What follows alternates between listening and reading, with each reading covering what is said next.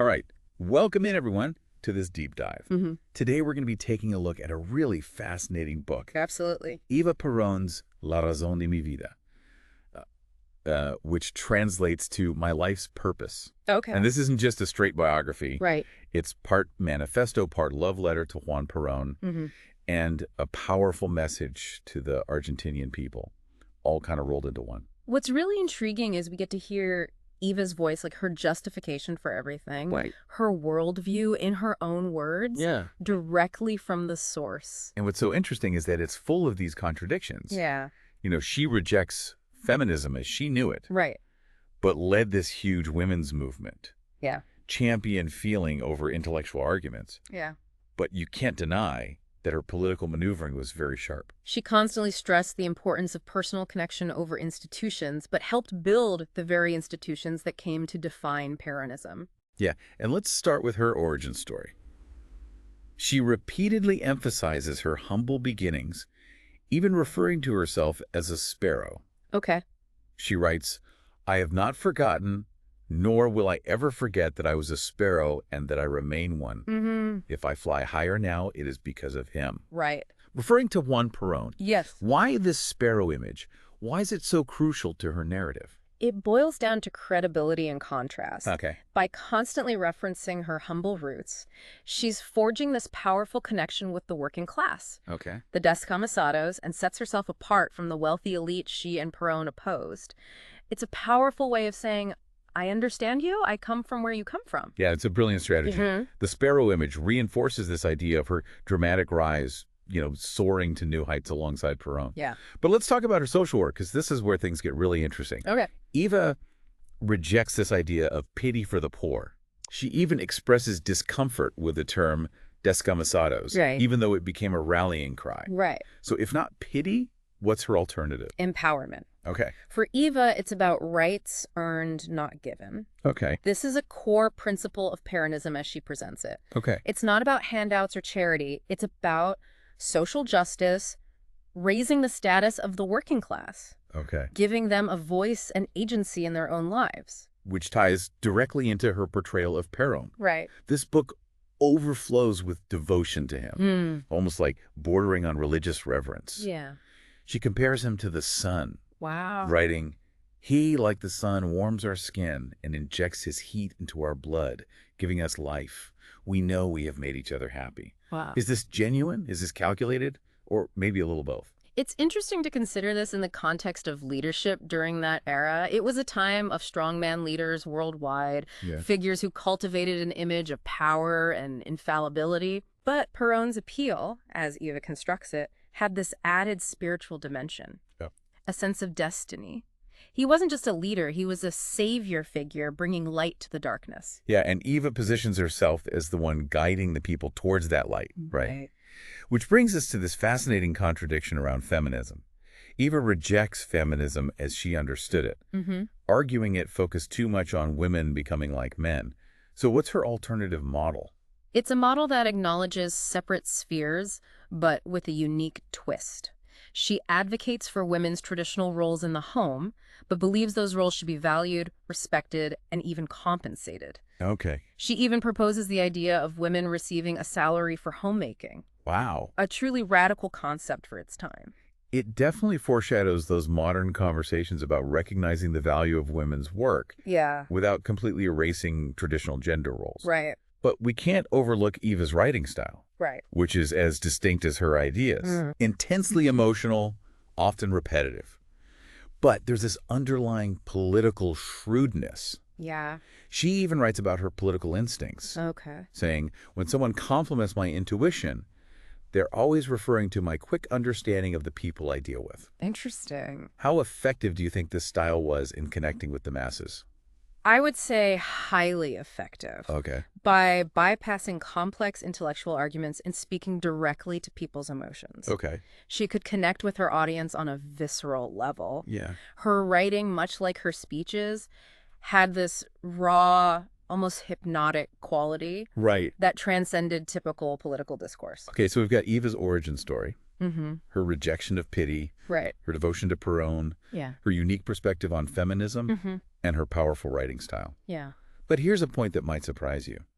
Eva acknowledges that her social work is, in a way, a temporary solution. Oh, interesting. Okay. So what's the larger goal she envisions for Peronism? Ultimately, she envisions a world where social aid is no longer needed. Wow. It's a utopian ideal, a society so just and equitable that social programs become obsolete. Right. She truly believed that Peronism would eliminate the need for social aid. Wow. As we know it. That's a bold claim. That's a bold claim. Some might argue a potentially problematic one. Right. It reveals the idealistic, even utopian heart of the movement. Okay. But it also hints at potential pitfalls. Is a world without need truly achievable? Yeah. And what happens to those who still require assistance, even in a supposedly perfect system?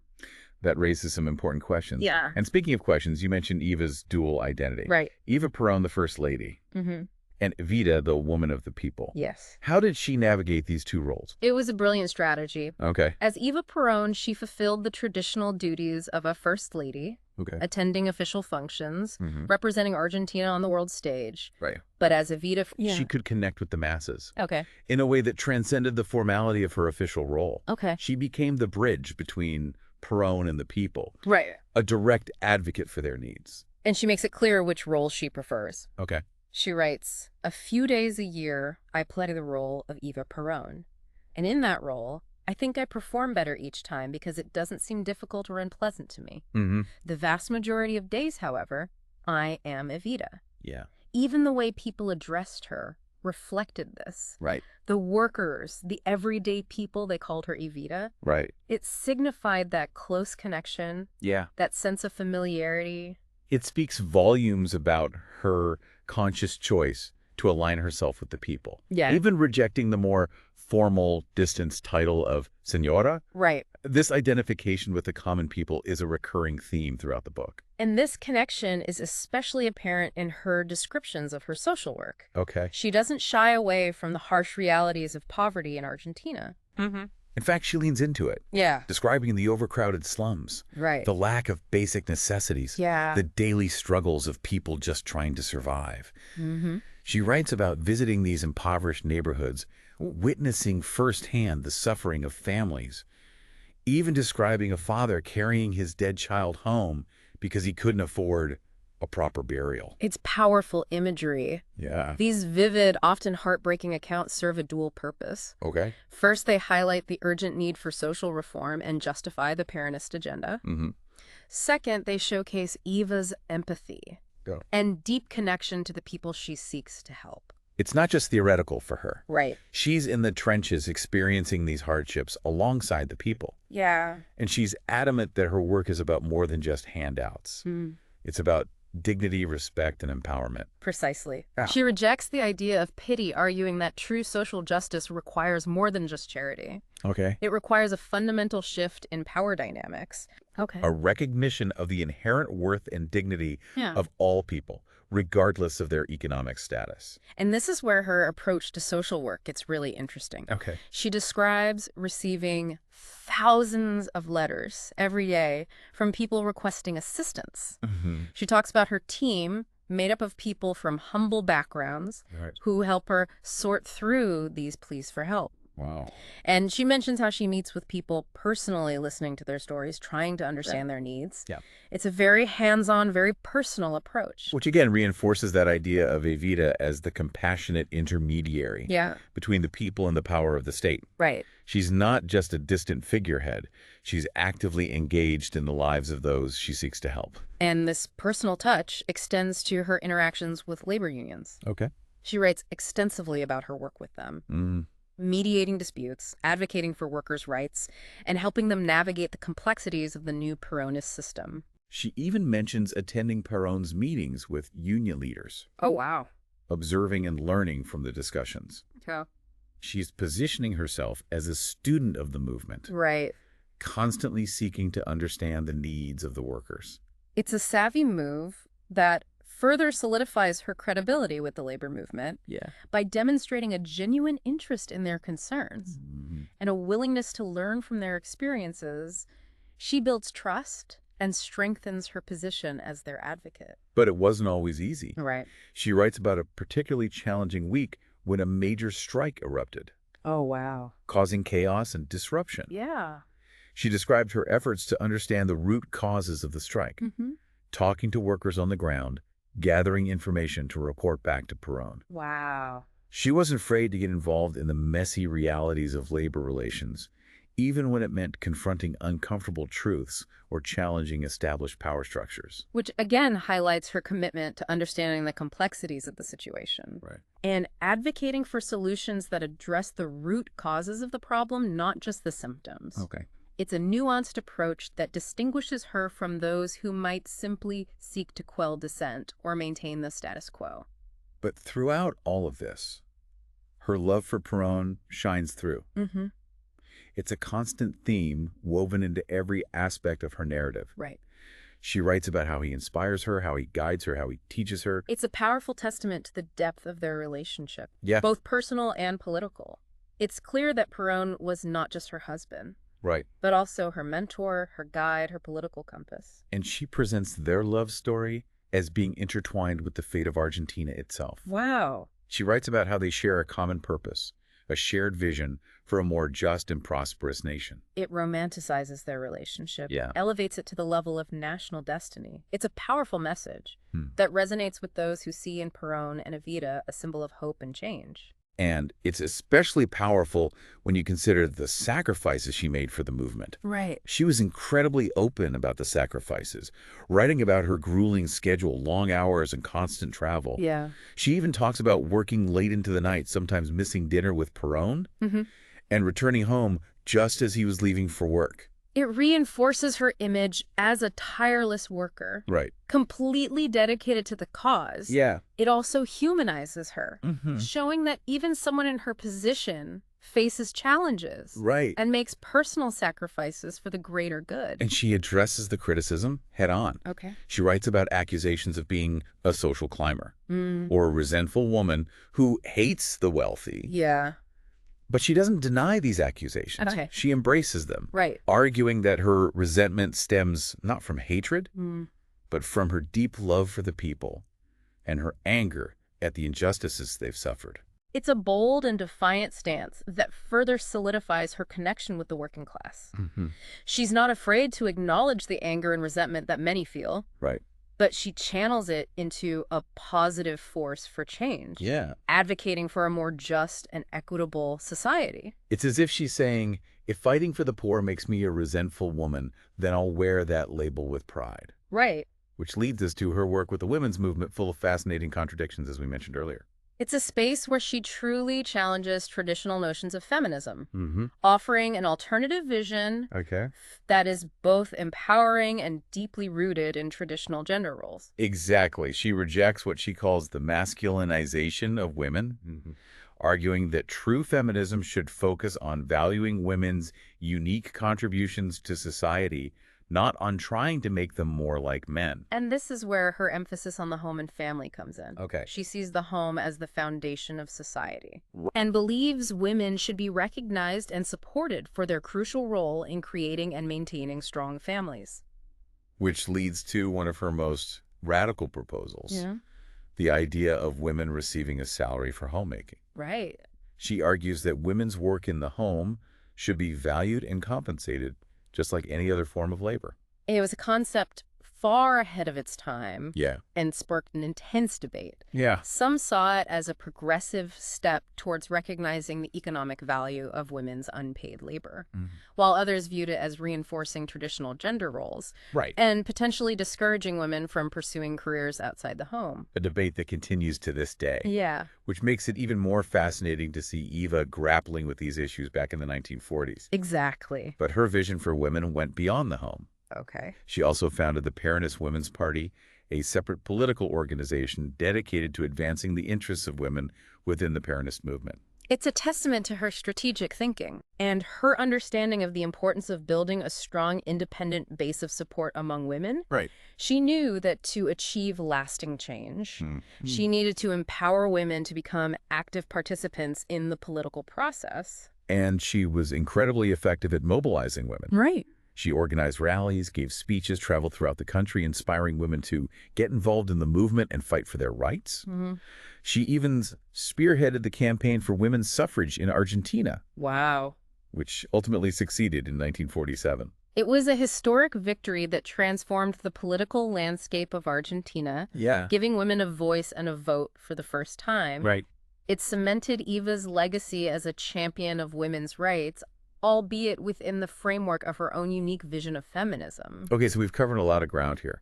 Eva's origin story, her unwavering devotion to Perón, her complex and often contradictory approach to social work and feminism, and her unwavering commitment to the Argentinian people. Right. But there's so much more to explore. We'll dig into those nuances and contradictions even further when we return for part 2 of this deep dive. Welcome back.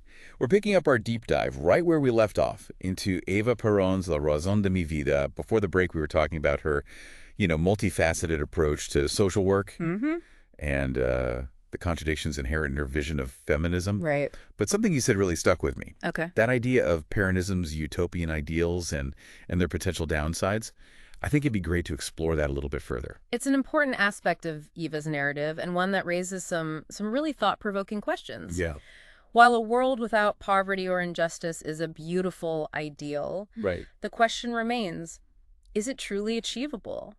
And what might be the unintended consequences of striving for such a utopia? Yeah. Eva believed that Peronism would eventually eliminate the need for social aid. Right. But can any system, no matter how well-intentioned, truly eradicate the need for human compassion and support? That's the crux of the matter. Yeah. She focused on empowering people. Okay. Equipping them with the tools to rise above their circumstances. But there's this underlying assumption that once everyone has those tools, help becomes unnecessary. Which ignores the reality that even in a perfectly just world, people will still need each other. Right. There are always unexpected challenges. Of course. Illness, disability, or just plain bad luck. And there's a fundamental human need for connection and support that goes beyond just material well-being. Did Eva's vision account for that? It's not something she directly addresses. Okay. Her focus is primarily on systemic solutions. Okay. On creating a society where everyone has the opportunity to thrive. Right. But as you pointed out, the human element, that need for community and mutual support is essential. Think about the communities that she described. Right. They were struggling with poverty, yes, but they were also deeply interconnected. Yeah. Neighbors, helping neighbors. Right. Sharing what little they have. That spirit of solidarity isn't something you can simply legislate into existence. Exactly. And that raises a fascinating question. Yeah. What if in achieving its ultimate goal, Peronism inadvertently eroded those vital social bonds? Right. The very bonds that exist because people do need each other. Yeah, it's a paradox. Yeah. Striving for a world without need might unintentionally undermine those values of community and mutual support that contribute to a truly strong society. Yeah. And this brings us back to the source material, Eva's book. How much of this potential downside is actually addressed in La Razón de mi Vida? It's not explicitly addressed. Right. Eva's writing is infused with optimism. Okay. This belief in the power of Peronism to create a more just and equitable world. Right. But as we've discussed, there are these underlying tensions. Yeah. And unanswered questions that emerge when you delve deeper into her ideas. It's almost as if the book itself presents a contradiction. Right. Advocating for individual empowerment while simultaneously working towards a system that in its ideal form might render those individual acts of support obsolete. Precisely. And that's what makes engaging with primary sources like this so rewarding. Right. It's not about simply accepting or rejecting Eva's vision. It's about grappling with the complexities, the contradictions, and the unanswered questions that her story raises. So as we continue our deep dive, let's keep this tension in mind. Okay. How do we reconcile the desire for a just and equitable world with the recognition that human needs often extend beyond material provisions? Yeah. And what role does individual action play in achieving lasting social change? These are questions that transcend the specifics of Peronism and touch on fundamental aspects of human nature, social responsibility, and the role of government. And they're questions worth pondering as we continue to explore Eva's story and legacy. Absolutely. Now, you mentioned that Eva was incredibly open about the personal sacrifices that she made for the movement. Let's delve into that aspect of her story a little bit. How did she portray those sacrifices? Right. And what impact did that have on her image? Well, she frequently described her grueling schedule. Okay. The long hours, the constant travel, all in service of the movement. Right. She even talked about, working late into the night, missing meals with Perón. Yeah. Returning home just as he was leaving for work. Okay. This constant self-sacrifice served to further solidify her image as a tireless worker. Right. Utterly dedicated to the cause. It's almost like she was presenting herself as a martyr for the people, putting their needs above her own. Right. But it wasn't just about showcasing her dedication, right? Right. There's also an element of humanizing her in these descriptions. Yeah. It shows that even someone in her position faced challenges and made personal sacrifices for the greater good. Exactly. It allows the reader to connect with her on a more personal level. Right. She's not just a distant, powerful figure. She's a human being who experiences exhaustion, frustration. Right. And the challenges of balancing personal life with her immense responsibilities. And she didn't shy away from addressing the criticism she faced head on. Right. She wrote about being labeled a social climber or a resentful woman who hated the wealthy. Yeah.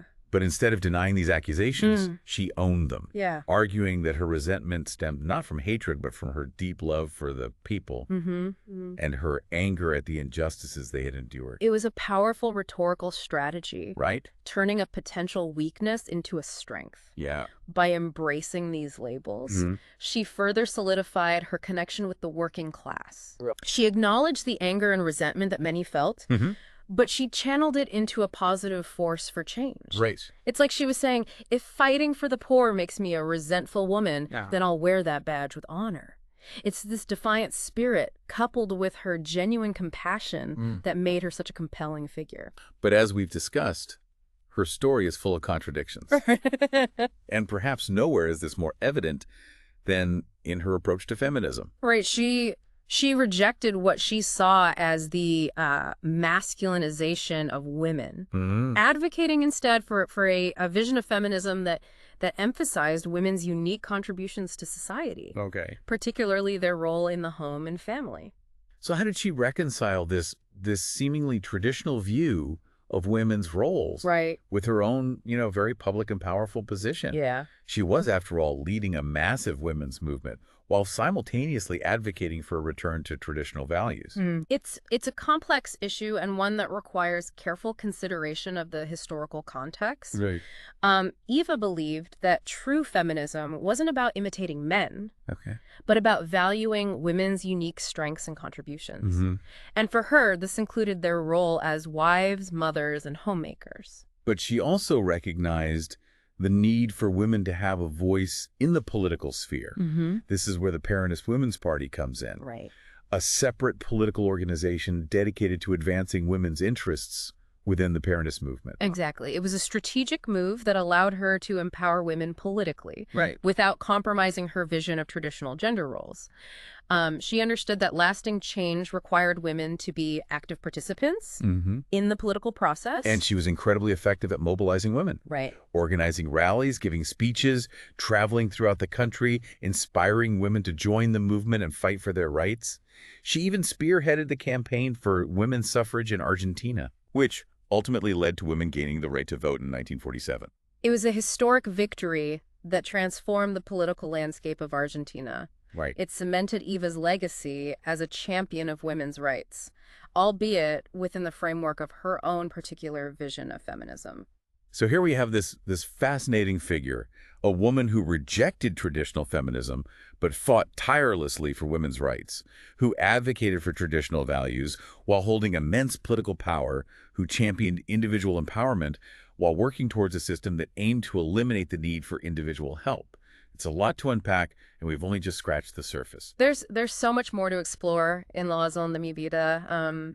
her relationship with Perón, her interactions with the people, her vision for Argentina's future, all of these facets offer valuable insights into her complex and contradictory legacy. And that's exactly what we'll be doing in the final part of our deep dive. We'll delve deeper into these nuances and contradictions, exploring the lasting impact of Eva Perón and the questions her story continues to pose even today.